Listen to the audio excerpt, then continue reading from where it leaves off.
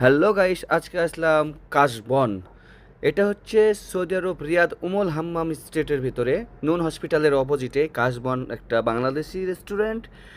এখানে পেয়ে যাবেন বাংলাদেশের বিভিন্ন সুস্বাদু খাবার এবং এখানে অনেক উন্নত মানের খাবার এবং অনেক পরিবেশটা অনেক সুন্দর। আপনারা বাঙালিরা বা আমরা বাংলাদেশিরা এখানে ছুটির দিনগুলো নিয়ে খেতে যাই, ভালো লাগে। তো দেখেন কি সুন্দর মিষ্টিও আছে, মিষ্টিও খেতে পারবেন। আর এখানকার সব থেকে ফেমাস হচ্ছে পায়া এবং তন্দুর রুটি। আমরা আজকে পায়া এবং তন্দুর রুটি খেয়েছি, ভালো লেগেছে। ভেতরকার পরিবেশটা অনেক সুন্দর।